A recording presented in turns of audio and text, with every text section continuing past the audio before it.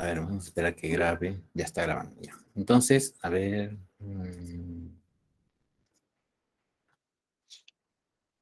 Vamos a continuar con otro principio importante dentro de la norma ISO 9001.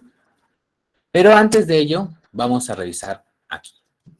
De igual forma como vimos ayer una empresa industrial metalmecánica en la cual estaban ahí manipulando algunos objetos, nos hicimos algunas preguntas. De igual forma, hoy día vamos a empezar con una imagen de una empresa industrial. Esta empresa es de industrias alimentarias. Esta es una zona de cerrado de bolsas. ¿Cómo funciona más o menos? Aquí se encuentran, voy a poner mi puntito. Ya. Acá hay bolsas que están abiertas, pero ya tienen un contenido que se podría llamar como un cereal. Por acá hay bolsas abiertas que ya tienen contenido que se llama cereal. Esas bolsas están por toda la mesa. ¿De acuerdo? Por toda la mesa. Y después, lo que hacen estas personas es tomar cada una de estas bolsas y luego cerrarlas con este aparato que está acá. Acá hay un aparato que por acción del calor junta como que los dos lados de la bolsa y las va a cerrar, las va a juntar y vamos a cerrar la bolsa. Como están acá. Estas ya son bolsas cerradas que han pasado por este proceso, ¿no? Y todas las personas que están acá, como ustedes ven, realizan esta labor, ¿no? De cerrado de bolsas. Entonces, lo están trabajando sobre una mesa, acá es otro ambiente, ¿no? Una mesa de acero quirúrgico, ¿no? Todos están con sus guantes, con su tapaboca, y eso que no es COVID, sino es porque así se trabaja en una empresa alimentaria, con su doble gorrito para que no se caiga ningún cabello, ¿no?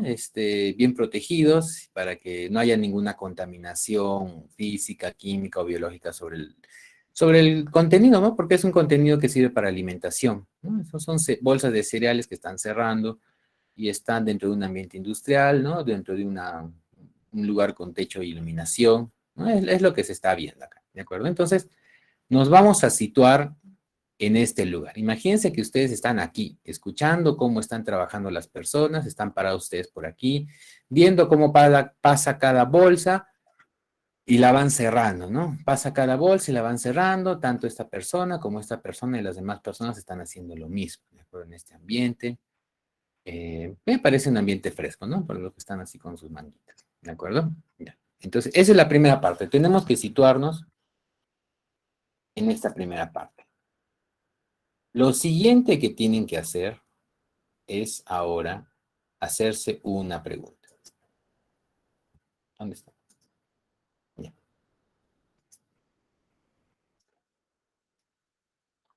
La pregunta es, ¿qué es lo que podría pasar aquí en este lugar? Que imagínense cualquier cosa que podría pasar que pudiera afectar la calidad del producto. ¿De acuerdo? Y cuando hablo calidad del producto, como producto me refiero a una de estas bolsitas, ¿de acuerdo? A una de estas bolsitas. Pero con la calidad del producto me refiero a todos los atributos que existen con esta bolsita, ojo, con este producto, sea contenido, sea envoltura, sea con todo. Entonces, aquí imagínense que se sitúan acá. Y ahora pregúntense qué es lo que podría pasar que pudiera afectar la calidad de este producto. A ver, me gustaría escuchar o leer qué es lo que podría pasar que le pudiera afectar a la calidad del producto y por el cual el cliente podría rechazarlo de repente, ¿no? O podría afectarse. ¿Qué podría pasar?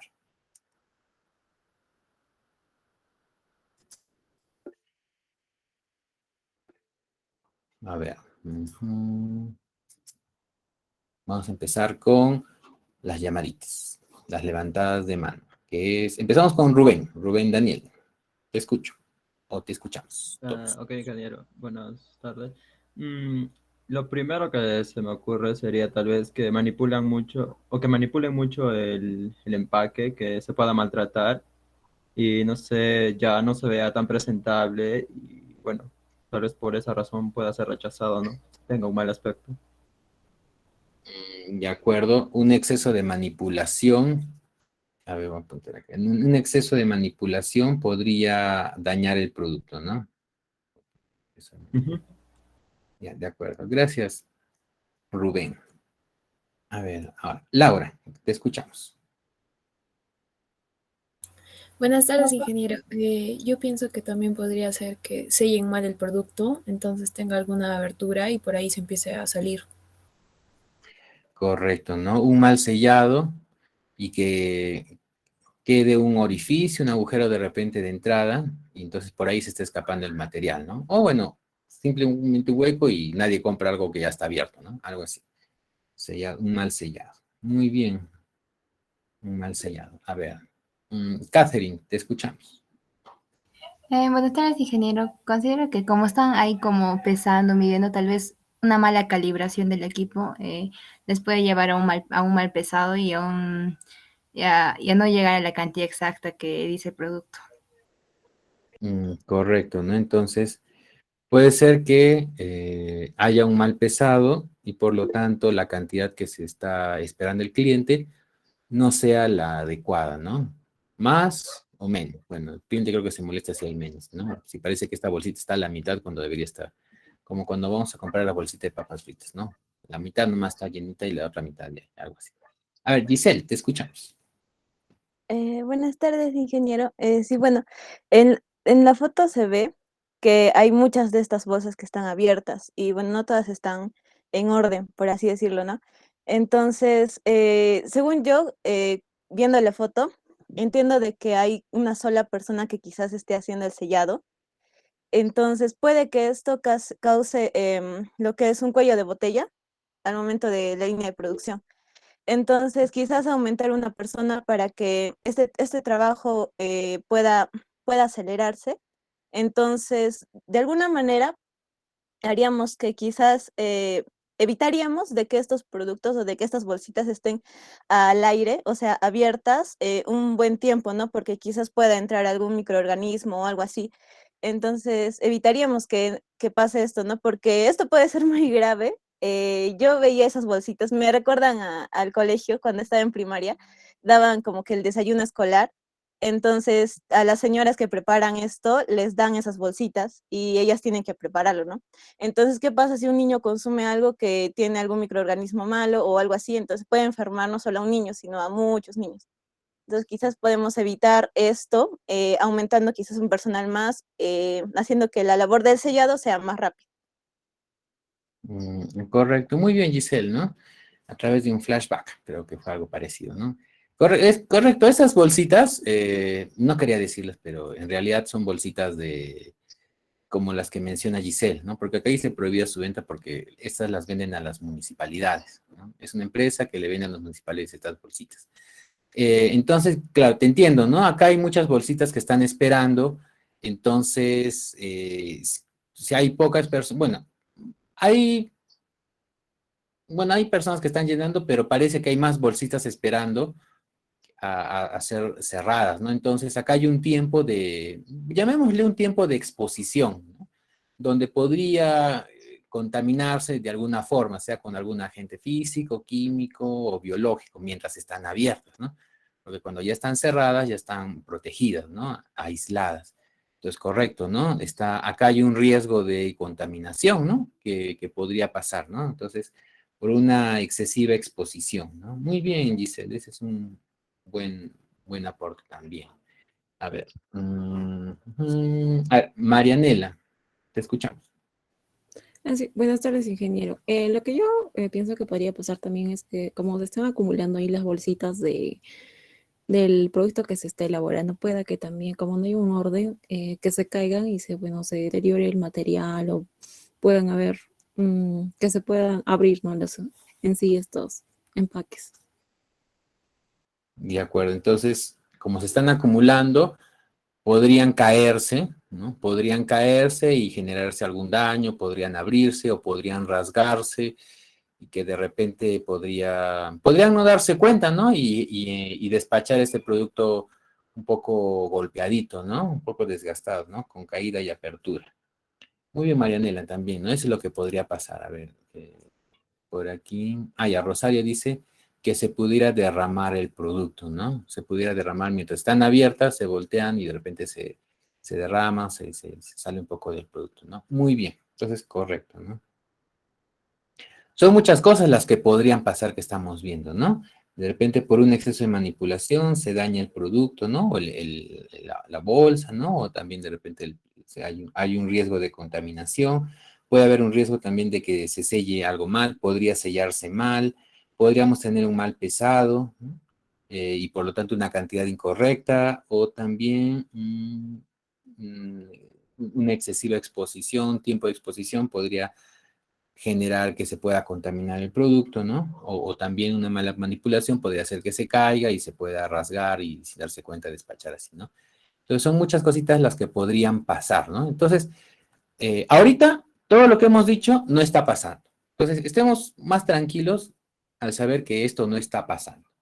Pero que podría pasar, podría, ¿no? Creo que todos estamos conscientes de que esto podría pasar.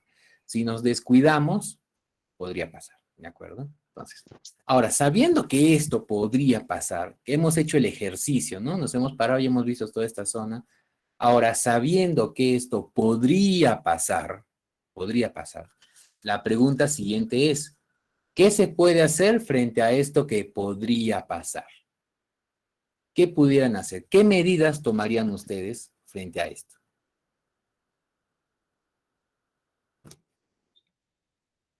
Bueno, ya por ejemplo, Giselle nos hablaba de poner una personita más para evitar la sobreexposición al medio ambiente, ¿no? ¿Qué más se podría hacer?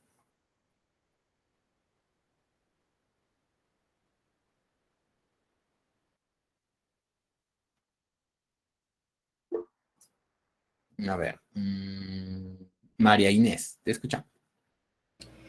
De repente se podría poner como una faja transportadora para que el producto vaya de uno en uno mientras lo van sellando y no esté acumulado en la mesa. De acuerdo, ¿no? Ordenarlo o colocando una faja transportadora y que se vaya distribuyendo de uno en uno, de repente en cada personita, para que sea un poco más ordenado, ¿no? Y evitar de repente el desorden que está aquí encima de la mesa, todas las bolsas todas apiladas, miren cómo están las bolsas apiladas acá, unas contra otras, están que se atropellan, ¿no? Sacando cualquier bolsa, por ahí que de repente se pierde material, ¿no? Entonces, correcto, ¿no? Un poco de orden y organización nos dice María Inés a través de una faja transportadora y una distribución adecuada de las bolsitas a cada uno, ¿no? Muy bien, María Inés. ¿Quién más tiene? A ver, Laura, ¿qué se podría hacer acá? ¿O qué se puede hacer acá? Bueno, yo propondría unas personas que revisen que el producto está en perfectas condiciones antes de empacarlo para llevarlo a la disposición final, ¿no? Ya, un control, entonces tú te refieres, ¿no? Sí.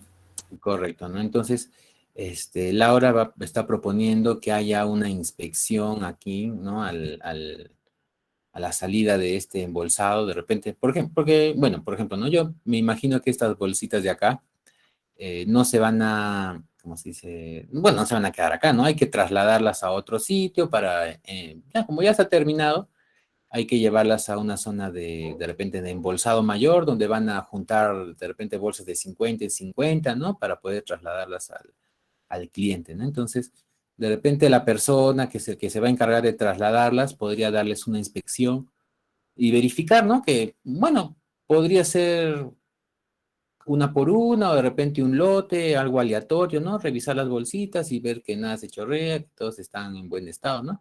De esa manera asegurarlo, ¿no? Pero de repente esto, Laura, pasa cuando ya sucedió alguno de estos incidentes. Pero para evitar estos incidentes, ¿qué se podría hacer? Abierta la pregunta para toda la clase. Para evitar los incidentes que hemos mencionado, ¿no? ¿Qué se podría hacer al respecto?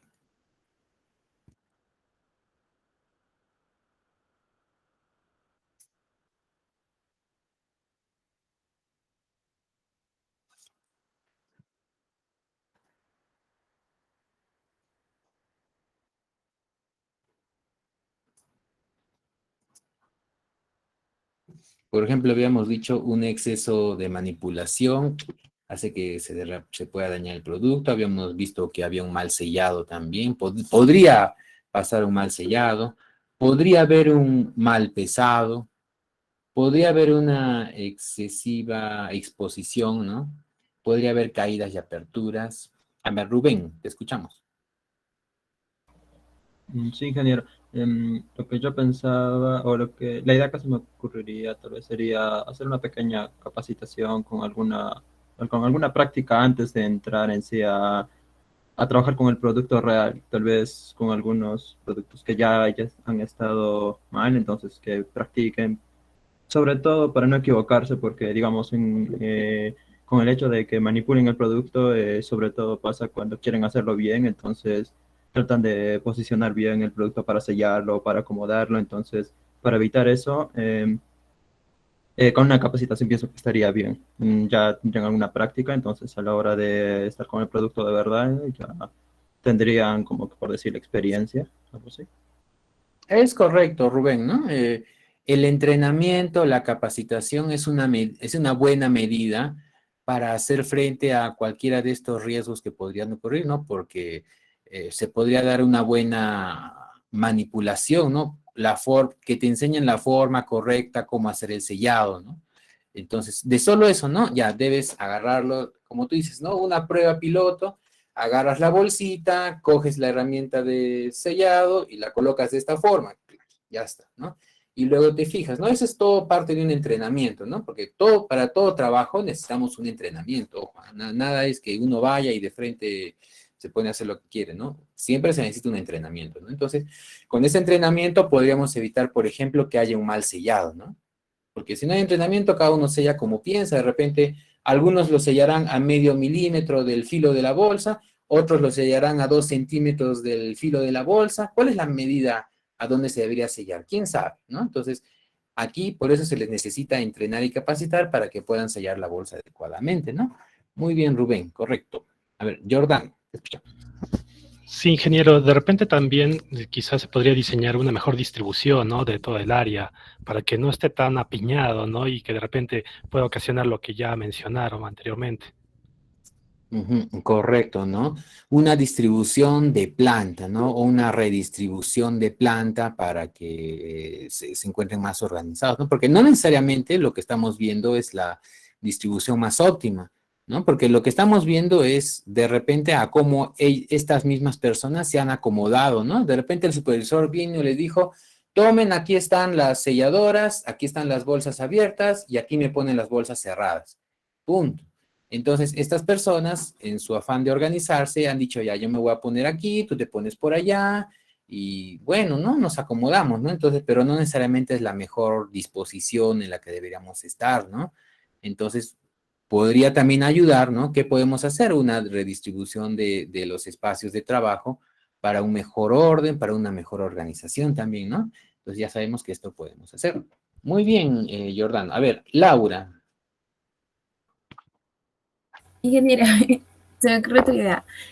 Podría ser tal vez, bueno, yo propuse lo de que las bolsas tengan alguna abertura, entonces podría ser que para evitar ese riesgo, las bolsas tengan, porque bueno, ahí tienen, ¿no es cierto?, esa cosita que como que te sella la bolsa, ¿no? Aprieta. Entonces lo que yo pienso que podría suceder para que haya una abertura es que el material sea muy delgado. Entonces podrían ser que busquen proveedor de bolsas que con un material adecuado para que no vaya a suceder ese tipo de situaciones.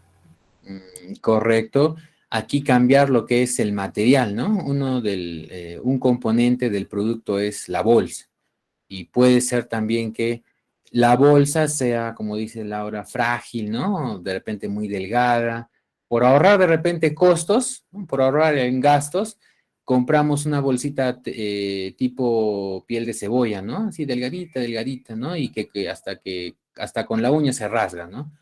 O, bueno, como bolsita de pan, ¿no? Entonces, y esto es un peligro, ¿no? Porque con cualquier cosa se puede rasgar y se puede echar a perder el producto o se puede contaminar, ¿no? Entonces, para evitar esto, lo que podemos hacer es comprar una mejor calidad de bolsas, ¿no? Que sea el plástico más grueso y resistente, para que cualquier esquina que le pueda chocar, cualquier punta, no lo vaya a rasgar, ¿no?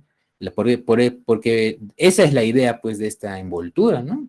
Proteger el contenido que tiene, ¿no? Esa es la idea de la bolsa, ¿no? Del sellado de la bolsa, ¿no? Protegerlo hasta que llegue al cliente, al consumidor. Entonces, puede ser también, ¿no? Que el material tengamos que reforzarlo, ¿no? Muy bien. A ver, Rómulo, te escuchamos también. ¿Qué tal, ingeniero? Buenas tardes. Estaba observando que, por ejemplo, como están amontonados cada una de las bolsas una sobre otra, lo cual, o sea, puede que pase, ¿no? Que como hay mucho peso, pues simplemente las bolsas, pues como hay tanta presión, pues explotan, ¿no? Y el hecho de que podamos utilizar ordenadores, cajitas o carritos con cajitas donde simplemente en lotes tal vez de 10 o de 20 bolsitas, ya se van juntando y se van moviendo. De paso que así se ordena también el material, ¿no? Y además veía, ¿no? Como están bastante apiñados, sería bueno que se amplíe el espacio de las trabajadoras, ¿no? Porque no sé si estarán cómodas, ¿no? Trabajando, embolsando con ese, o sea, me parece que es un pequeño espacio. Entonces, ampliar el espacio sería conveniente también. De acuerdo, Rómulo, correcto, ¿no? Dos observaciones. El espacio parece limitado y eso no es cómodo, pues, ¿no? Imagínate que estar allá haciéndote espacio, ¿no? Como para que la bolsita pueda cerrarse, tú te acomodes, te das una vueltita, ¿no? Ese es un buen punto, ¿no? Está bien que todo lo tengan a la mano, pero tampoco tan cerca, pues, ¿no? Porque también es incómodo, pues, trabajar así con todo apiñado, ¿no? Es como que tengamos en nuestra mesa de escritorio, ¿no? Todo, la computadora, cuadernos, libros, todo junto, pues ya ni espacio para movernos, ¿no? Y el otro punto importante es que aquí se está dando un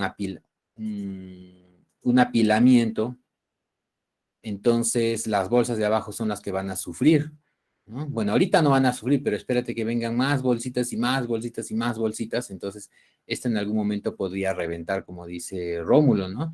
Va a depender bastante del material, de la envoltura, va a depender bastante de la calidad del sellado, si lo han sellado, si está, por ejemplo, sellado un poquito débil, ¿no? Un par de milímetros de sellado, de grosor, entonces seguramente puede reventar, pero si está bien sellado, de repente con 1 centímetro de sellado, entonces va a aguantar más, ¿no? Pero existe este riesgo, ¿no? De que pueda reventarse por un mal apilamiento, ¿no? ¿Y qué se puede hacer al respecto? Como decía Rómulo, un carrito de repente, ¿no? Que los vaya acumulando de tanto en tanto, de repente de 10 en 10, ¿no? Que ya puede resistir las de abajo, ¿no? Y de pasadita se va ordenando el sitio, ¿no? Correcto, muy bien, Rómulo. Y Alejandro, también te escuchamos. Ok, ingeniero, justo ahorita el último mencionó sobre la calidad del sellado y creo que ya ha mencionado también lo de la mano de obra o la calidad de la bolsa en sí.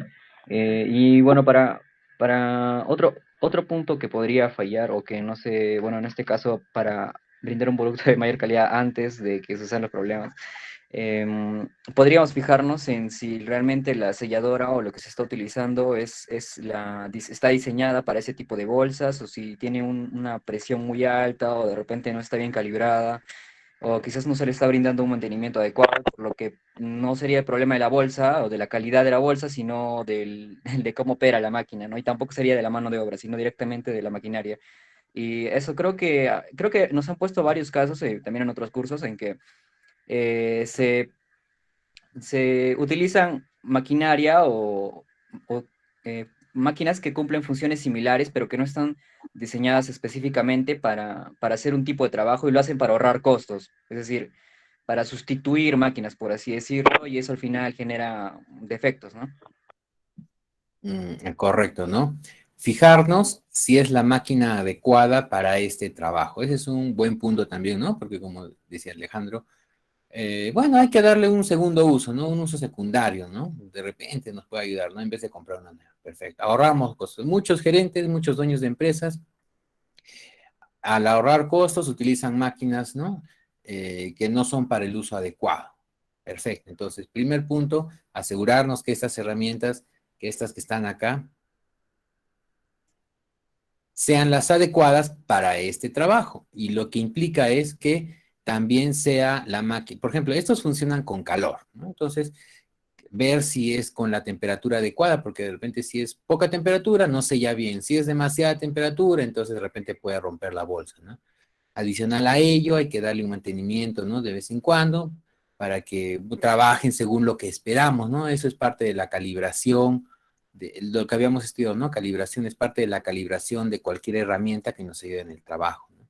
Entonces, también es necesario, ¿no? Tomar en cuenta este elemento, ¿no? Que es parte del trabajo, ¿no? Y aquí me está dando cuenta que parece que ponen una bolsita blanca, ¿no? ¿Se han dado cuenta ustedes? Como que un papelito blanco, ¿qué será? De repente incluso la mesa puede estar chueca y le ponen como chapita, ¿no? De nivel. ¿Qué será? No, medio curioso está viendo acá. Después de 20 años recién me di cuenta. Bueno, entonces, eso se trata, ¿no? La idea es que, como ustedes ven, en una escena simple, a ver, habían algunos comentarios antes de pasar acá. Por ejemplo, dice Jorge, dar mantenimiento a las máquinas de sellado y balanza, correcto, ¿no? Un mantenimiento, una calibración es importante, ¿no?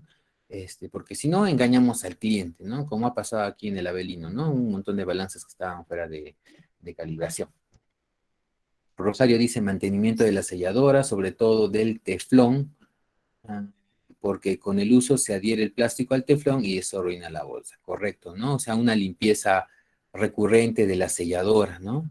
Es un mantenimiento para que, porque se van a ir adhiriendo pedazos de plástico, de bolsa, ¿no? Entonces, al final eso puede arruinar la bolsa o también podría no sellar correctamente porque hay un elemento que obstruye la total capacidad de la selladora, ¿no? Hay una bolsita, entonces no va a calentar lo suficiente, ¿no? Entonces, también incluye, ahora estamos viendo el elemento máquina, ¿no? Tener una máquina adecuada para que ese trabajo pueda darse correctamente. Entonces, lo que estamos viendo aquí en esta escena tan simple que uno podría venir y decir, ya están haciendo esto, estamos viendo que muchas cosas podrían pasar y que pueden afectar la calidad del producto. Y al final eso va a afectar al cliente, ¿no? Al consumidor. Estamos viendo que puede haber desde una contaminación, ¿no? Bueno, básicamente lo que estamos viendo es que la principal afectación podría ser una contaminación del producto y el cliente se vaya a contaminar, ¿no? Una contaminación sea química, física o biológica, ¿no? Por la forma, y todo esto nace por la forma como es tratado las bolsas, es tratado el material, cómo está distribuida la planta, cómo están distribuidas las personas, cómo están distribuidas las máquinas y las herramientas, cómo están dispuestas, si funcionan o no funcionan bien, si las personas están o no capacitadas también, influye bastante. Entonces, hay muchos elementos que podrían causar que puedan suceder los eventos que ustedes han mencionado, ¿no? De todos estos defectos que pueden pasar en el producto, ¿no? Entonces, aquí es un ejercicio muy interesante que siempre se debe realizar, porque de lo que estamos hablando es del riesgo, ¿de acuerdo? Si ustedes se dan cuenta, lo que estamos hablando ahorita es de un riesgo.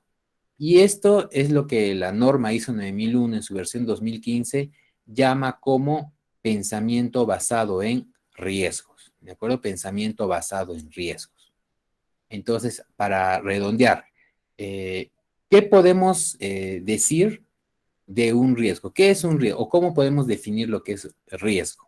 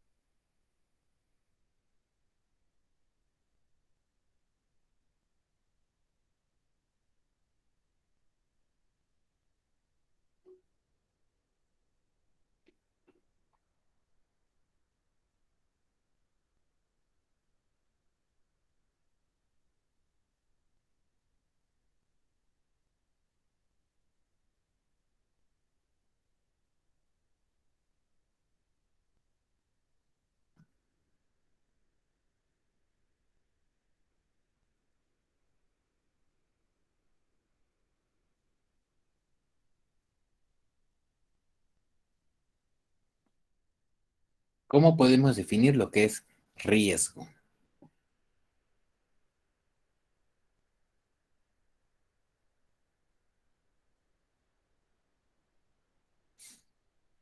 Correcto, Rómulo, ¿no? La probabilidad de que suceda algo imprevisto. ¿De acuerdo? La probabilidad de que suceda algo imprevisto. Y es lo que hemos estado haciendo acá, ¿no? Cuando nos hemos preguntado qué es lo que podría pasar, estamos jugando con todos aquellos eventos que tienen alguna probabilidad de que sucedan, ¿no? Podría suceder que no esté bien sellada la bolsa, podría suceder que le caiga algún pelito, algún microbio, algún mosquito, podría suceder que se caigan las bolsas de la mesa, ¿no? Podría suceder que se manipule o se revienten las bolsas, podrían suceder, significa que hay la probabilidad de que suceda, ¿no? Alejandro dice una situación adversa, generalmente el riesgo está relacionado con una situación adversa. Wilfredo dice, produce daño o perjuicio para alguien, ¿no? Y aquí estamos viendo que el perjuicio va a ser para el cliente. Y si hay un perjuicio para el cliente, por lo tanto hay un perjuicio para la empresa, ¿no? Eso está claro. Entonces, esa es la probabilidad, ¿no? Perdón, ese es el riesgo, la probabilidad de que suceda algo imprevisto, una situación adversa y que puede producirle un daño o perjuicio para alguien, que en este caso sería el cliente. Entonces, eso es lo que nosotros tenemos que prever. Si vamos a trabajar bajo la norma ISO 9001, tenemos que ser conscientes de esta, o mejor dicho, tenemos que tener este pensamiento basado en riesgos, de suponer que hay muchas cosas que podrían pasar, pero que no necesariamente van a pasar siempre, ¿no? Hay una probabilidad. Todos estos eventos que ustedes mencionan tienen algún número de probabilidad detrás. ¿Qué probabilidad hay de que ocurra, que se rompa la bolsa? Tanto por ciento. ¿Qué probabilidad hay de que se caigan las bolsas? Otro porcentaje. ¿Qué probabilidad hay de que haya un mal sellado? También hay otro porcentaje, ¿no? Entonces, son varias probabilidades que pueden existir acá.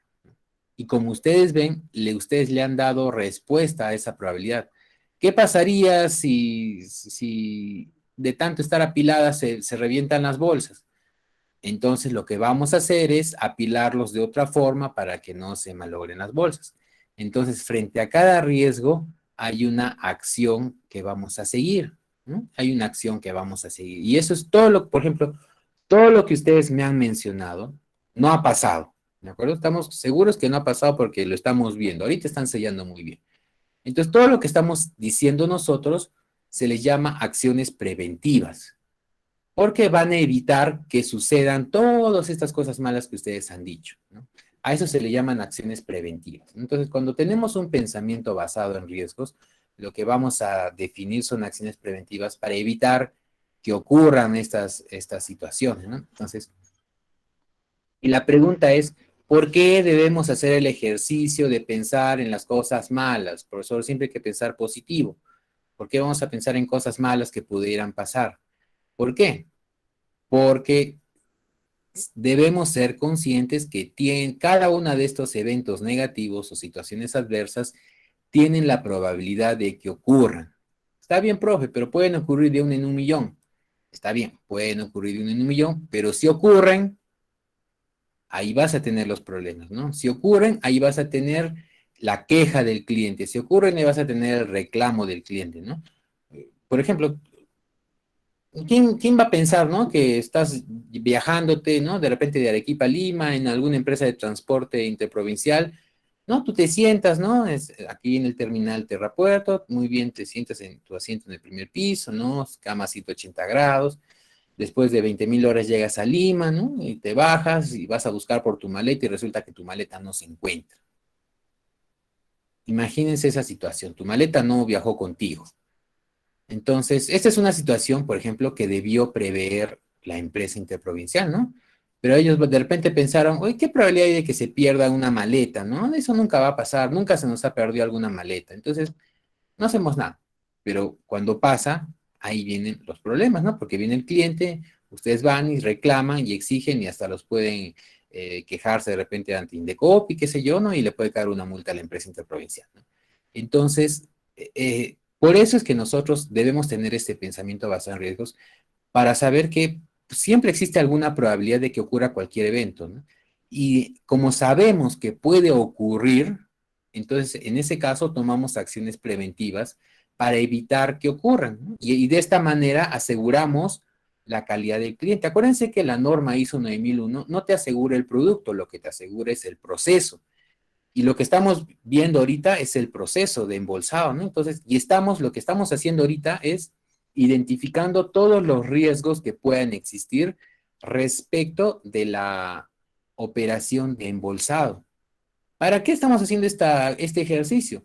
Para asegurarle al cliente que el producto que va a recibir es confiable, ¿no? Para eso estamos haciendo, para eso nos estamos asegurando acá en el proceso, para después asegurarle al cliente que el producto que está consumiendo es confiable, que no está roto, que no está muy manipulado, que no va a encontrar ningún insecto dentro de la bolsa, que todo va a estar bien, ¿no? Entonces, pero esto solo se logra teniendo un pensamiento basado en riesgos, teniendo un pensamiento de que algo malo pudiera ocurrir, ¿no? Como el ejercicio que hemos hecho, y luego le hacemos frente. Ahora, si de repente, porque nosotros pudiéramos hacer este ejercicio y pensar en 1.000.000 de cosas que pudieran pasarle a nuestras bolsitas.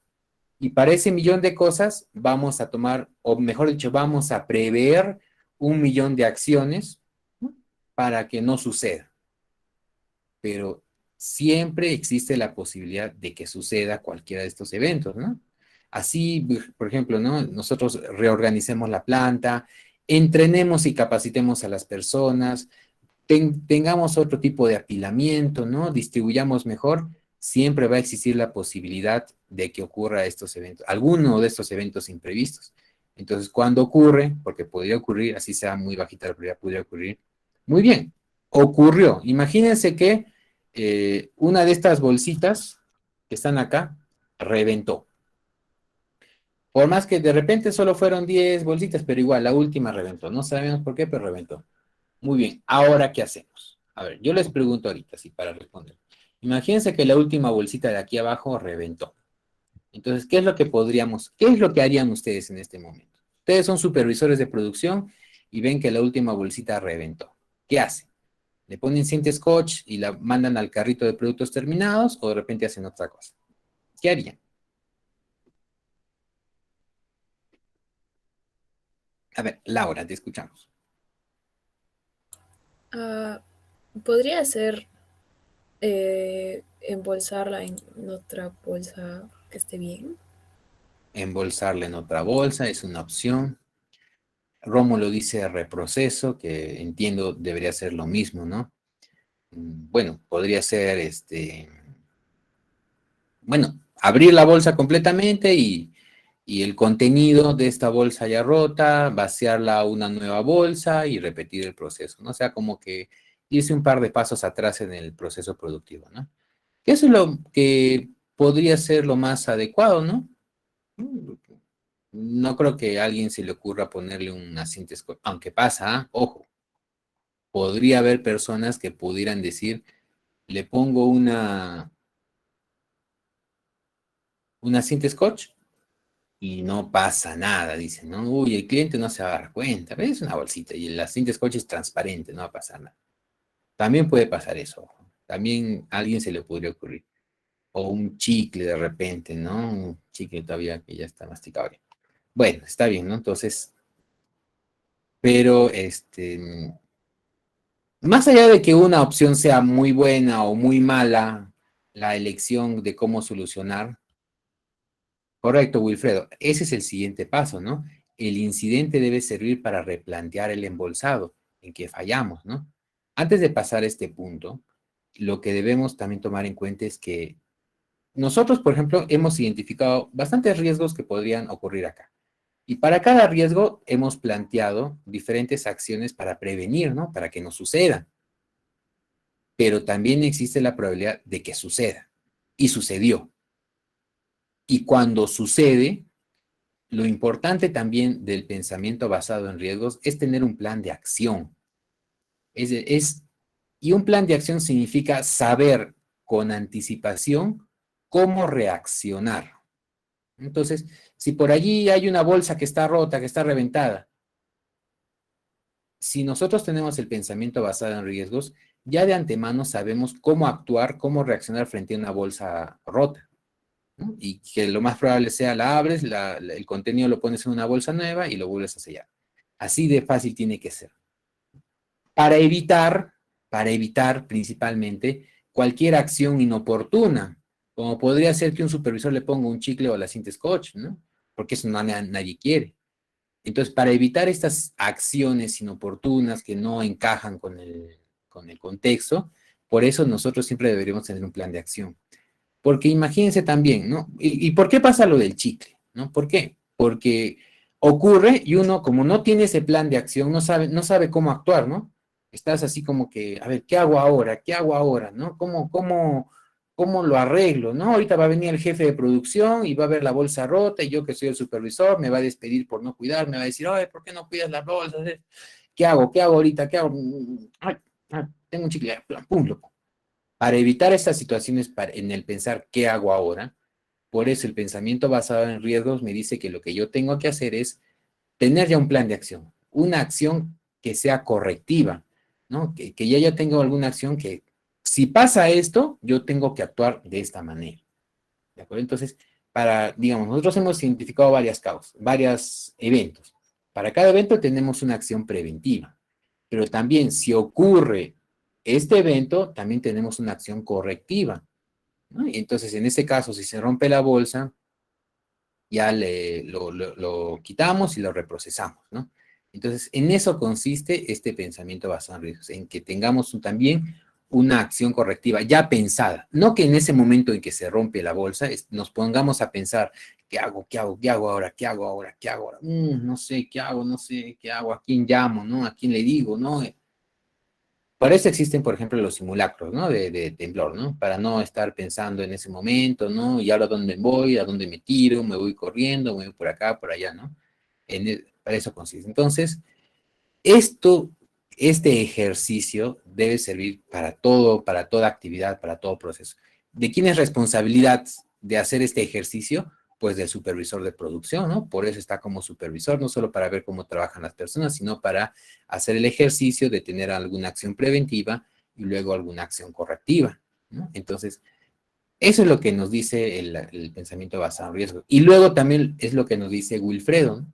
Que este incidente debe servir para replantear el embolsado. Es decir que, a ver, como sucedió este evento, una cosa que hacemos es tomar alguna acción correctiva ya pensada antes, ¿no? Que ya la hemos pensado anteriormente, ¿no? Y por ese motivo la actuamos inmediatamente. Y lo segundo que debemos hacer es tomar conciencia de que algo malo ha pasado para que ocurra este evento. Entonces, como dice aquí, hay que replantearnos qué ha fallado en el embolsado, qué hace que revienten las bolsas acá. Ahora, no necesariamente en el embolsado, qué ha fallado en el proceso productivo que revienten las bolsas acá. Entonces, es un ejercicio muy poderoso para asegurar la calidad del proceso con miras a que el producto salga adecuado, ¿no? O sea, acuérdense, la ISO 9001 trabajamos sobre la calidad del proceso, ¿no? Aseguramos el proceso. Entonces, si nos ponemos a pensar qué es lo que ha podido fallar, ¿no? Para cambiarlo, ¿no? Ya no trabajarlo de esta forma, ¿no? Entonces, si nos ponemos a pensar, de repente decimos, no, la calidad del material de la bolsa es muy delgadito, ¿no? Parece cáscara de arroz, ¿no? Entonces, vamos a cambiarlo, ¿no? Entonces, ya, y algo más grueso, más resistente, porque imagínense si con 10 bolsitas nomás se rompen, ¿no? Entonces, ¿y cómo va a estar? Y nadie sabe cómo lo manipula el cliente, ¿no? El cliente, ¿dónde lo manipulará? Cuando lo adquiere, de repente lo pone debajo de 1000 bolsas de cereal, arroz, azúcar, ¿no? Y la bolsa de cereal está abajo, ¿no? Entonces, también hay que prever los usos que les dan los consumidores, los clientes, ¿no? Por ejemplo, también los distribuidores, ¿no? Entonces, hay que prever eso también, ¿no? Ahora estábamos haciendo el ejercicio en la zona de embolsado. Luego hay que hacer el ejercicio en la etapa de distribución, hay que hacer el ejercicio en la parte de almacenamiento, ¿no? Hay que hacer el mismo ejercicio de riesgos, ¿no? Para prever, ¿no? Para corregir y para replantearse cuando algo mal está sucediendo, ¿no? Entonces, todo esto, lo que hablamos es el pensamiento basado en riesgos, ¿no? Es lo que debemos nosotros tomar en cuenta. ¿De acuerdo? Ese es el pensamiento basado en riesgos, ¿no? Acciones preventivas para eliminar no conformidades potenciales, ¿no? Entonces, que al cliente se le entregue una bolsa, por ejemplo, abierta, es una no conformidad. ¿Por qué es una no conformidad? No porque de repente sea algo malo, ¿no? Sino adelantándonos un poquito, por ejemplo, a ver, si yo les pregunto, ¿qué es lo que espera el cliente de su producto? De repente ustedes me van a contestar una bolsa cerrada totalmente con el contenido exacto, ¿no? Por ahí seguramente su respuesta va a ir, ¿no? Una bolsa bien cerrada, con el contenido exacto que dice y con todas las instrucciones y con todos los contenidos nutricionales en la bolsa bien escritas. Eso es lo que pide el cliente. Esos son los requisitos del cliente, ¿no? Bueno, adicional, de repente que tenga buen sabor, ¿no? Que se disuelva correctamente, bueno, otras cositas más, ¿no? Pero ¿qué pasaría si al cliente le llega una bolsa abierta? No abierta por arriba, sino abierta por el costado, una rajadura. Eso representa una no conformidad, no porque se vea feo una rasgadura, sino porque esta abertura no es compatible con ninguno de los requisitos que ha establecido el cliente. El cliente ha establecido como requisitos para este producto bolsa cerrada, bolsa limpia, contenido nutricional escrito correctamente, bueno, una serie de cosas, ¿no? Una serie de requisitos. Ninguno de estos requisitos, el cliente ha dicho que la bolsa esté rota y abierta, ¿no? Entonces, como lo que ha encontrado el cliente no es compatible con ninguno de los requisitos, por ese motivo se le llama no conformidad, ¿de acuerdo? Por ese motivo. No es porque se vea fea la bolsa, sino es porque no concuerda, no conversa con ninguno de los requisitos. Entonces, el pensamiento basado en riesgos nos dice que debemos tomar acciones preventivas para eliminar estas no conformidades potenciales. También dice analizar cualquier no conformidad que ocurra, lo que decía Wilfredo, ¿no? A ver, ¿por qué ocurrió? ¿Y qué hacemos para que no vuelva a ocurrir? Y luego tomar acciones para prevenir su recurrencia, ¿no? Acciones preventivas, nuevas acciones preventivas adicionales a ellas, para prevenir que vuelvan a ocurrir, ¿no? Entonces, esto es el pensamiento basado, ¿no? Pensar antes, ¿no? Todo lo que podría pensar, ¿no? Todo lo que podría pasar con el producto antes de que llegue el cliente, pero en cada etapa.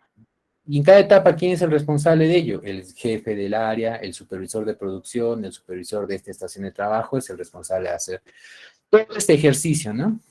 Entonces, y ustedes, si ustedes son supervisores de producción en alguna estación de trabajo, este es el ejercicio que tienen que hacer si trabajan bajo la norma ISO 9001 en su versión 2015. Pero si ustedes son parte del equipo de gestión que mantienen el sistema de gestión de la calidad, tienen que exigir este ejercicio, ¿no? Porque de esta manera vamos a asegurar la calidad del cliente, ¿no? Vamos a asegurar la calidad del producto para que el cliente se sienta satisfecho, ¿no? Es una buena forma, pensar en lo malo que podría pasar, ¿no?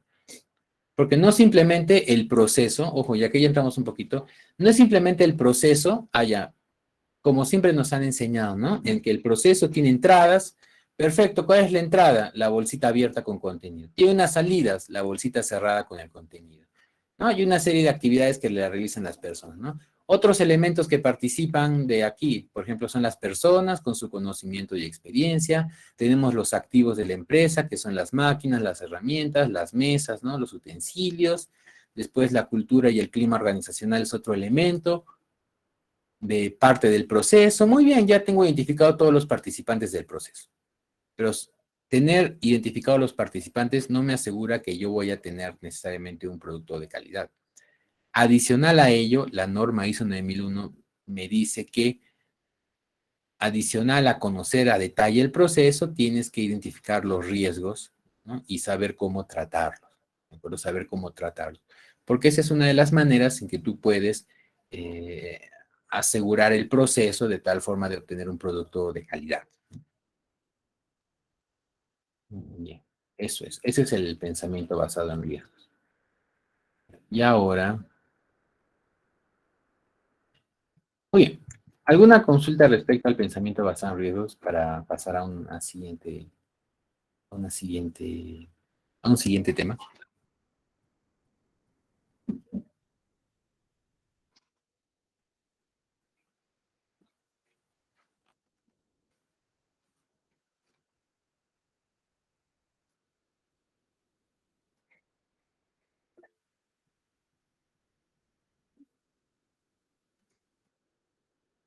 A ver, Laura, te escuchamos.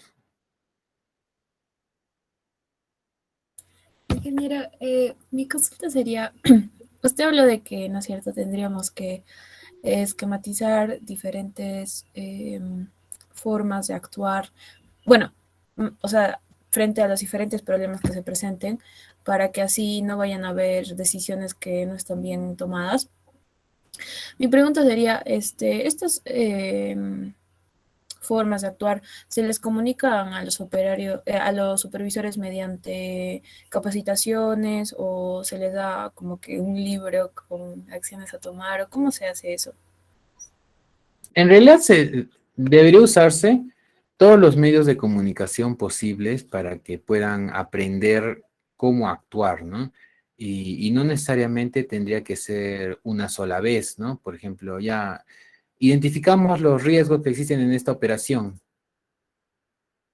y acérquense todos, vamos a hablar sobre ello, ¿no? Y los hablamos sobre esto y nada más, ¿no? Y de aquí nos olvidamos porque yo supongo que ya todos lo aprendieron, ¿no?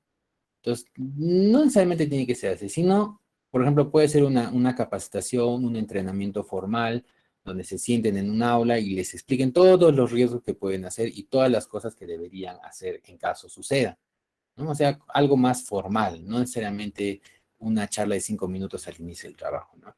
Y no necesariamente también se le tiene que dar un libro para que lean todos los riesgos que tienen que hacer, salvo que sea parte de algún curso que tiene alguna certificación para estas personas.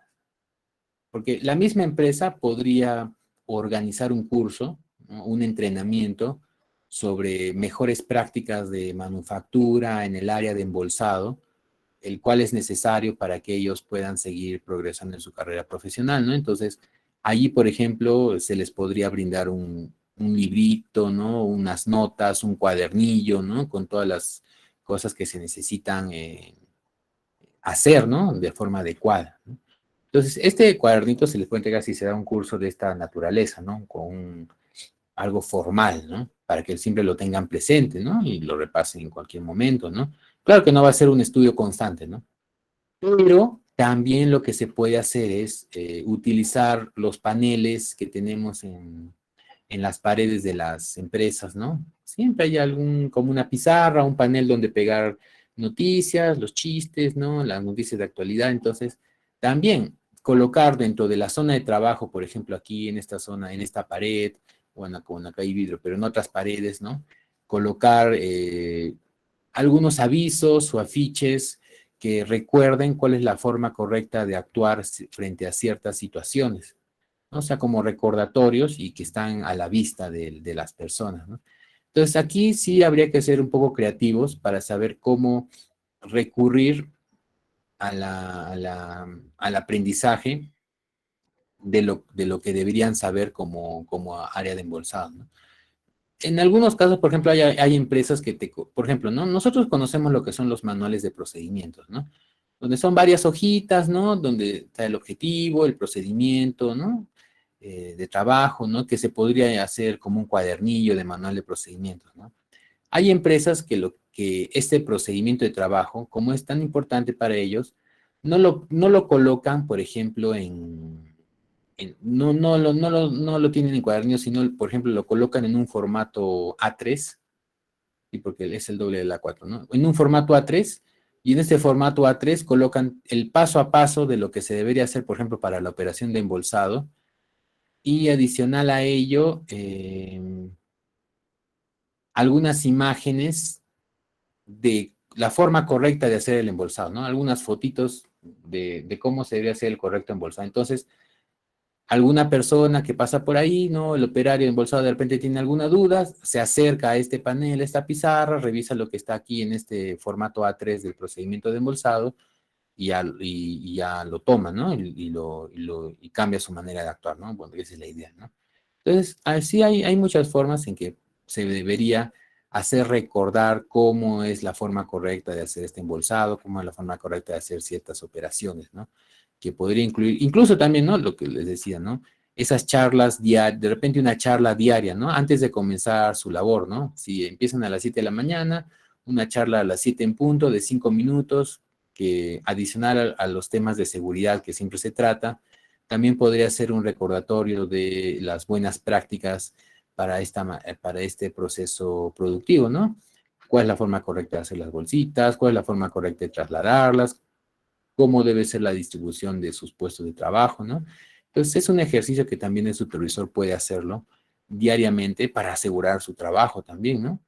Entonces, acuérdense que el tema de las instrucciones, de las nuevas instrucciones, pasa mucho por la práctica, que aquí la van a tener, y también la repetición, ¿no? Cuando algo te lo repiten varias veces, ya se va quedando poco a poco, ¿no? Entonces, hasta que al final lo asumes y lo puedes hacer de la forma correcta, ¿no? Entonces, sí, como les decía, hay que ser un poco creativos para saber cómo hacer recordar siempre eso, ¿no? Desde cuadernillos, afiches en la pared, ¿no? Charlas, ¿no? Diarias, ¿no? La idea es que este mensaje se quede de la forma correcta, ¿no? Así sería. Muy bien. Muy bien, chicos. Ya, ahora sí. Está bien. Entonces ahora vamos a pasar a otro tema en que se refiere a que vamos ahora sí a entrar en cada capítulo del de la norma ISO 9001, ¿no? Acuérdense, yo les había dicho que son como 10 capítulos, de los cuales los 3 primeros son capítulos generales, y a partir del capítulo 4 en adelante, ya son capítulos que van a indicar los requisitos que debe cumplir la empresa para asegurar la calidad de sus procesos. Entonces, vamos a empezar ahora con el capítulo 4, que se llama el contexto de la organización. Creo que sí. A ver, vamos a ver. Correcto. El capítulo 4 se llama contexto de la organización, que significa que tenemos que, este cuarto capítulo, mejor dicho, trata sobre conocer a la empresa, conocer la organización y qué es lo que le afecta a nivel interno como a nivel externo, ¿no? Hacer todo un diagnóstico de la situación actual en la que se encuentra para saber qué tan capaz es de asumir este reto del sistema de la gestión de la calidad. ¿Verdad? Ese es lo que refiere el contexto de la organización. Este capítulo 4 tiene 4 apartados principales. El primero se llama comprensión de la organización y su contexto. Vamos a entender a la empresa y lo que le rodea. Y también en el segundo apartado dice comprender las necesidades y expectativas de las partes interesadas, o sea, de todos los grupos de interés relacionados a la empresa. Es importante conocerlas, porque acuérdense que la definición del sistema de gestión de calidad no dice para satisfacer a los clientes, dice para satisfacer a los diferentes grupos de interés. ¿De acuerdo? Así habla la definición del sistema de gestión de la calidad. Satisfacer los requerimientos de los distintos grupos de interés. Entonces, por eso es que esta sección, segunda sección, nos dice expectativas de las partes interesadas. En el tercer apartado, lo que vamos a estudiar es, si nosotros vamos a implementar el sistema de gestión de calidad, debemos definir el alcance, o sea, cuáles son los límites de este sistema de gestión de calidad. ¿Qué abarca y qué no abarca? ¿De acuerdo? ¿Qué abarca y qué no abarca? Es el alcance. Luego en la parte 4 dice sistema de gestión de la calidad de sus procesos. Aquí ya vamos a entrar a todos los procesos que existen y que son parte del alcance el cual vamos a gestionar bajo la norma ISO 9001. Entonces vamos a ir viendo cada apartado poco a poco. El primer apartado dice comprensión de la organización. Entonces, para ello, lo que tenemos que conocer es que hay factores externos e internos que afectan a la empresa, ¿no? Por ejemplo, a nivel externo, los grupos de interés o partes interesadas, ellos afectan, ¿no? Y como grupos de interés conocemos, por ejemplo, los clientes, los proveedores, los mismos colaboradores, los dueños y accionistas, los reguladores del mercado, ¿no? Que son parte del gobierno, las comunidades, ¿no? La población cercana, ¿no? Eso se le llama grupos de interés. ¿Y por qué? Porque son grupos de personas u organizaciones las cuales tienen algún interés respecto de la empresa, o sea, algo están esperando, ¿no? Por ejemplo, los colaboradores están esperando de la empresa que tengan un buen trato, ¿no? Que les paguen su remuneración puntual, que les hagan crecer profesionalmente, ¿no? Es todo lo que un colaborador espera de su empresa. Los dueños y accionistas, por ejemplo, lo que están esperando de la empresa es que le retornen, ¿no? Toda la inversión que han realizado, ¿no? O sea, si yo he puesto 1.000 soles, que me retornen los 1.000 soles y más, ¿no? Ese es la principal interés. Los proveedores están esperando de la empresa que le sigan comprando y no solo una vez, sino varias veces, ¿no? O sea, compras continuas, ¿no? La población contigua a la empresa está esperando que la empresa no contamine, que no le haga ruido, ¿no? Que no le haya tráfico, ¿no? Entonces, una serie de acciones para que las personas sigan viviendo tranquilas o de repente que haya mayor flujo de personas para que ellos puedan poner sus negocios, ¿no? Distintos intereses, ¿no? Entonces, esta es una parte importante que va a afectar a la empresa, El segundo, por ejemplo, otro factor que influye es el mercado, ¿no? O sea, cómo están los cambios y tendencias del mercado, ¿no? Que dice, por ejemplo, estamos hablando sobre la empresa alimentaria. ¿Cuáles son las tendencias ahora en la alimentación a los niños? ¿No? ¿Qué cambios hay de repente en la forma del embolsado? Si ya no se hace el embolsado manual, ¿qué tipo de embolsado se hace? ¿Hay uno automatizado? Entonces, todo eso va a cambiar, ¿no? También el entorno legal, social, cultural. El entorno legal significa todas las leyes que influyen en la empresa. Por ejemplo, ¿no? Por ahí puede salir una nueva ley que dice que, por ejemplo, ¿no? Que las bolsitas, ¿no? Imagínense, las bolsitas como mínimo deben tener 1,5 kilos de pesado, de contenido, ¿no? Y de repente eso sale por ley. Entonces, todas las empresas que son alimentarias tienen que adecuarse a este contenido, ¿no? O, por ejemplo, ¿no? Lo que resultó de los octógonos, ¿no? Por ley, todos los alimentos deberían tener su leyenda de octógonos, ¿no? Para saber alto en qué es, ¿no? Alto en grasa, sodio, no sé qué más, ¿no? Entonces, es por ley, ¿no? Entonces, todo esto afecta a la empresa. Entonces, hay que conocer el entorno legal, social referido a las personas, económico referido a las finanzas de la empresa, las finanzas públicas, y cultural entendido como el patrimonio o la forma de vivir de las personas alrededor, ¿no? Ese es su entorno de la empresa. Y el entorno tecnológico competitivo, ¿no? Que estamos viviendo ahora, ¿no? ¿Qué nuevas tecnologías se encuentran para poder mejorar el proceso productivo, para mejorar la conexión con el cliente, ¿no? Todo ese entorno tecnológico que está a la vanguardia.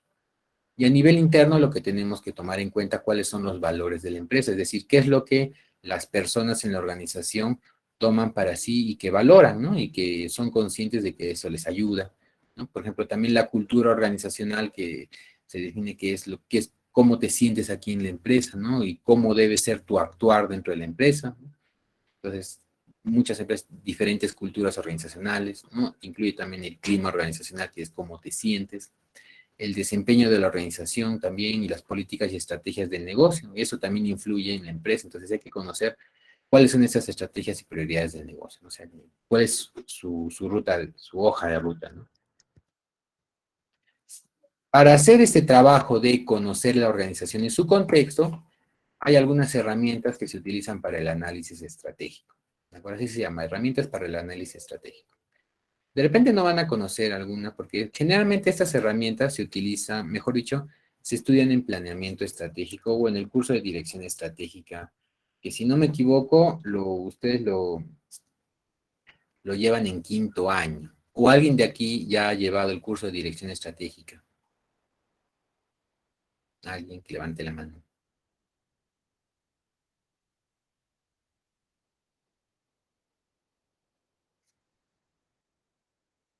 Alguien que quiera llevarlo.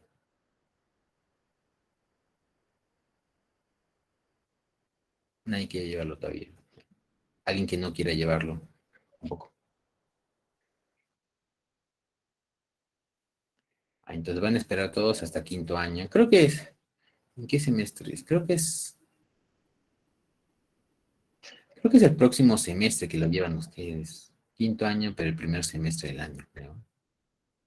Porque ahorita sus compañeros de 5º Están que hacen prácticas, talleres, por ahí un curso de comercio internacional, otro curso de agronegocios, pero no me han mencionado algo de dirección estratégica. Creo que es el siguiente semestre en que llevan este curso, me parece. Si alguien tiene la currícula, me confirma. Si no lo tiene, no me confirma. Pero de todas maneras, les voy a hacer como un tráiler nada más. O sea, no les voy a explicar mucho porque eso lo van a estudiar seguramente más a fondo el próximo semestre, ¿no? Pero como herramientas para hacer un análisis de la empresa a nivel externo, es decir, que no vamos a analizar nada en lo que concierne a cómo funciona la empresa, sino imagínense ustedes que son una empresa y todo lo que influye en ustedes. Vamos a analizar todo lo que influye en ustedes. ¿Y cómo podemos analizar? Utilizando las siguientes herramientas. Por ejemplo, hay uno que se llama análisis PESTEL. ¿Por qué es PESTEL? Porque son las siglas, por ejemplo, la P es de fuerzas políticas, la E de fuerzas económicas, la S de fuerzas sociales, la T de fuerzas tecnológicas, la E de fuerzas ecológicas y la C de fuerzas competitivas. Entonces, tenemos que analizar y estudiar esto que influye en, por ejemplo, fuerzas políticas son fuerzas de gobierno, y ahorita estamos en una coyuntura que las fuerzas políticas influyen bastante sobre las empresas, ¿no? Si ustedes se han dado cuenta de repente, ¿no? Entonces, es un factor que no depende de la empresa, ¿de acuerdo? No es que esté bajo el alcance de la empresa que pueda decir yo no quiero esta intervención política. Simplemente se da, y como se da, es algo externo, ¿no? Por ejemplo, que el tipo de cambio fluctúe cuando hay cambio de primer ministro. Es una fuerza política que no la controla la empresa, y por eso es una evaluación externa, ¿no? Las fuerzas económicas también, por ejemplo, ¿no? Que haya un anuncio que diga que la tasa de referencia, ¿no? El tipo de referencia del Banco Central de Reserva ha cambiado, va a subir, ¿no? Esa es una fuerza económica porque va a hacer que los créditos de repente suban, ¿no? Los créditos empresariales suban la tasa de interés, entonces es una fuerza económica también. Las fuerzas sociales, ¿no?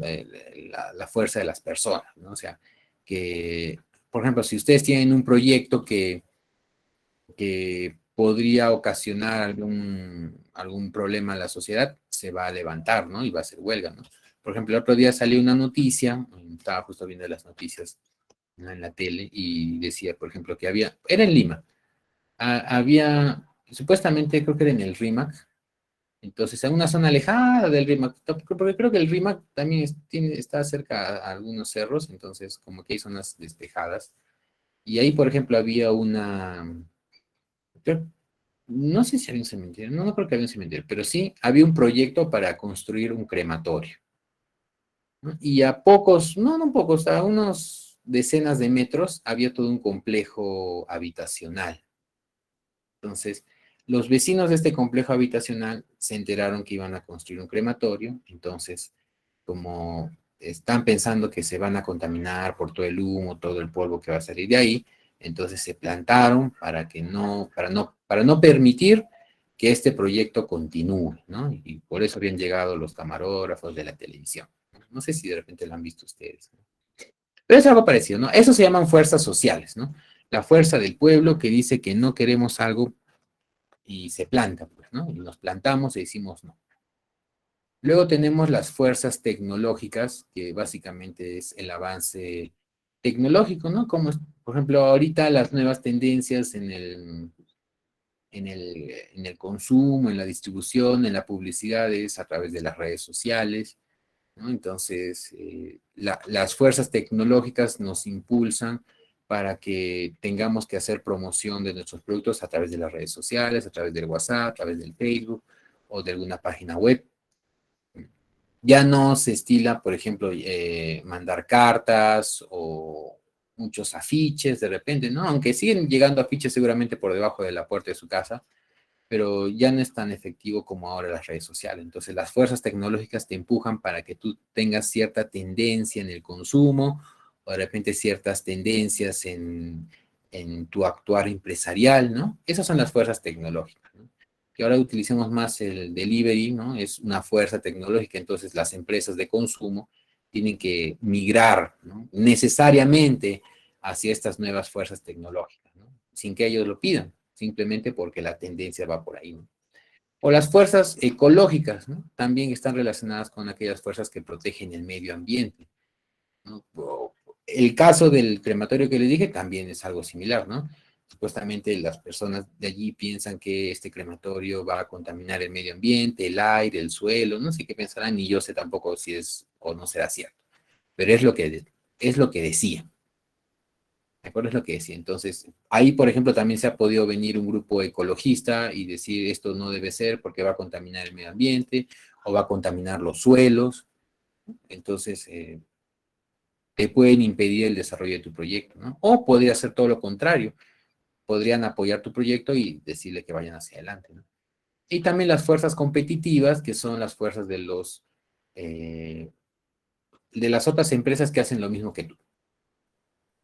Entonces, si hay muchas empresas que hacen lo mismo que tú, entonces va a haber mayor competencia y por lo tanto, o te diferencias en costos o te diferencias en valor agregado, ¿no? Algo a tu servicio o producto que te diferencie de los demás. Entonces, eso también influye, qué tan competitivo es nuestro mercado. Si estamos en un monopolio o si estamos en una... ¿Cuál es lo contrario de monopolio? ¿Cuál es el extremo del monopolio? ¿Quién me dice?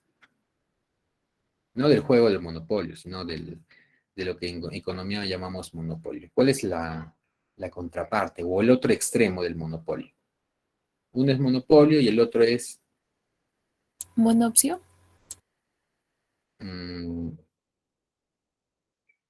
monopsonio. Monopsonio, creo que lo voy a googlear ahorita. No me refería a ello. Por ejemplo, monopolio es una empresa en un solo sector industrial, entonces él pone el precio que ella defina, ¿no? Pero lo contrario, claro, ¿no? Acá creo que monopolio dice un único demandante o comprador. En donde existe un único demandante, claro, correcto, ¿no? Entonces, a eso no me referí, ¿no? Por ejemplo, en el monopolio, ya, por ahí va Rosario, estás tibio, ¿no? Entonces, monopolio, por ejemplo, es un solo proveedor en un mercado y como es el único proveedor para un mercado que se necesita, entonces hay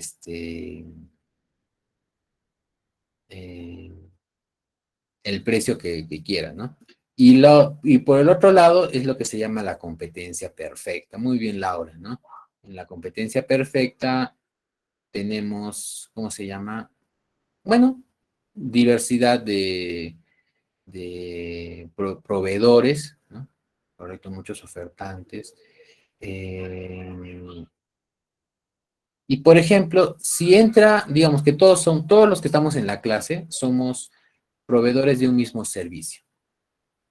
Si alguien nuevo quiere entrar a este mercado, ¿con qué precio debe ser? ¿Se podría animar a un precio mayor o de repente a un precio menor como para jalar clientela? ¿O a qué precio debería colocar? Para recordar un poquito los conceptos económicos de hace 2 años. Menor, dice Wilfredo. Precio menor, más competitivo, dice. Menor, pero con volumen. En este caso, por ejemplo, podría ser con un precio menor, de tal manera, por ahí de atraer más clientes, ¿no? Pero acuérdense que estamos en un mercado donde el producto tiene las mismas características. O sea, imagínense que todos vendemos quesos, queso de paria. Todos vendemos el mismo tipo de queso, o sea, no hay diferencia de que tu queso es mejor que el mío o el mío tiene otro sabor, no, todos son el mismo. Es como que fuéramos al mercado y vendemos igual. Entonces, somos muchos proveedores y también vienen muchos demandantes, ¿no? Vienen, compran, ¿no? Entonces, si nosotros, por ejemplo, ponemos un precio mayor, o sea, digamos, si el queso está a 13 soles el molde, y nosotros nos animamos a poner 15 soles, de seguro que nadie nos va a comprar, ¿no? Ahora, el precio promedio, mejor dicho, el precio que se maneja en nuestro mercado es de 13 soles. Si viene alguien nuevo y pone precio de 10 soles, perfecto. Puede venir y jalar clientela. pero lo que está haciendo en realidad es perder dinero, porque el precio de este tipo de mercado es el que ya está dado por la ley de la oferta y la demanda.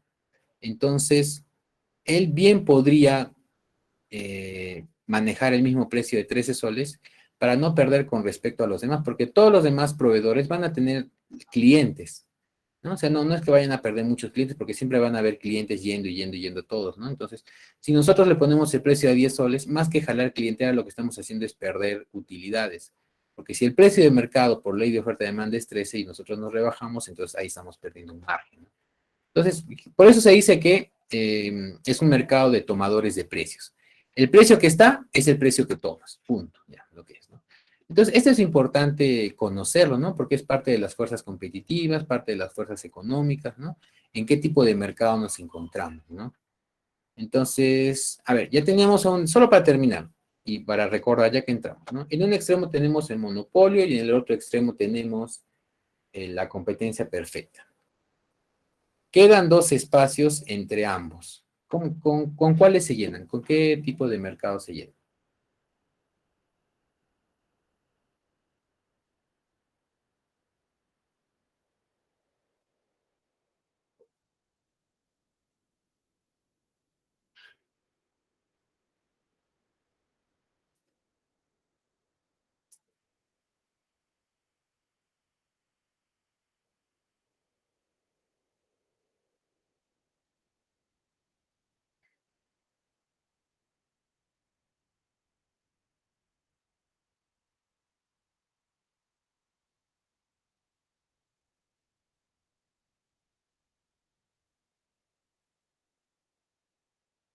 Sí, por un lado tenemos el monopolio y por otro lado la competencia perfecta.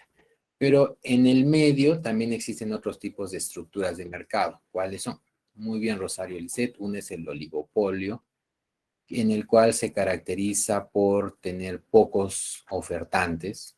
Entonces también manejan cierta preferencia en el mercado. Y el otro espacio que queda es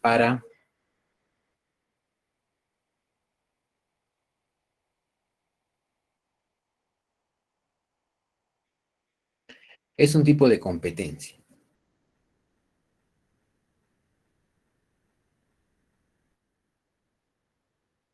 Correcto, Laura, ¿no? Competencia monopolística, donde también existen muchos ofertantes, pero ya cada uno se va diferenciando, cada uno ya se va diferenciando en algún valor real, ¿no? Por ejemplo, ¿no? Acá existe un mercado de pizzerías, ¿no? Que al final cada uno ofrece un producto que es pizza, ¿no? Entonces, es un tipo de competencia, ¿no? Casi cercana a la perfecta, pero es monopolística porque cada pizzería te ofrece algo diferente, ¿no? De repente en la calidad de los ingredientes, en el aroma, en el precio, en el ambiente, ¿no? Entonces, por eso se van diferenciando, ¿no? Competencia monopolística, ¿no? Entonces, esta es parte del análisis PESTEC, ¿no? Después hay otro tipo de análisis que se llama matriz de evaluación de factores externos, donde aquí vemos, por ejemplo, solo dos cosas, oportunidades y amenazas. Hay que decir también que estos análisis que estamos viendo le afectan a todas las empresas del sector, ojo, no solo a mi empresa. No es que las fuerzas tecnológicas solo le afectan a mi empresa y a mi competencia directa que está a mi costado no le afecta, no. Todo esto le afecta a todas las empresas, ¿de acuerdo? Esa es la característica de la evaluación externa, que lo que yo estoy analizando le afecta a todas las empresas, ¿de acuerdo? A todas las empresas. Por ejemplo, oportunidades, ¿no? Es que algo, por ejemplo, si hay una oportunidad es porque le puede favorecer a todas las empresas del sector, no solo a mí. Por ejemplo, una oportunidad puede ser que se reduce un tipo de impuesto para los productos alimenticios, ¿no? Si yo sigo en el ejercicio de la empresa alimentaria, ¿no? Hay una reducción en el impuesto selectivo al consumo para los productos alimentarios. Perfecto, esto favorece a mi empresa, pero también favorece a las demás empresas del sector alimentario como yo. Entonces, es una oportunidad, ¿no? O lo caso contrario, es una amenaza. Las amenazas también le afectan a todas las empresas del sector, no solo a mi empresa, sino a todas. Por ejemplo, que el Estado diga vamos a subir el impuesto selectivo al consumo para las empresas de cereal. Me va a afectar a mí como empresa de cereal, pero también le va a afectar a todas las empresas que elaboran cereal. Entonces, esa es la característica de esta evaluación externa. No solo me afecta a mí, sino a todas las empresas que trabajan en el rubro. ¿Ya? Por eso siempre es importante que se acuerden, ¿no? Esa es la diferencia, ¿no? Y muchas veces ahí nos confundimos y pensamos que oportunidades y amenazas son solo para mi empresa y nada más. No, pero la característica es que les afecta a todas las empresas. Acuérdense eso, a todas las empresas. La siguiente es el modelo de 5 fuerzas de Harry Potter, donde dice, por ejemplo, que hay que estudiar la rivalidad entre competidores. Bueno, qué tanto nos peleamos, ¿no? Si hay algún producto sustituto, ¿no? Por ejemplo, si yo ofrezco bolsas de cereal, las personas me compran bolsas de cereal, ¿no? Pero ¿qué pasaría si no encuentran la bolsa de cereal? ¿Qué compran en vez de mi bolsa de cereal? De repente una bolsa de kiwicha, una bolsa de avena o no sé, otra cosa. Poder de negociación de los clientes. Yo, mis bolsas de cereal se los ofrezco a clientes, distribuidores, consumidores, ¿no?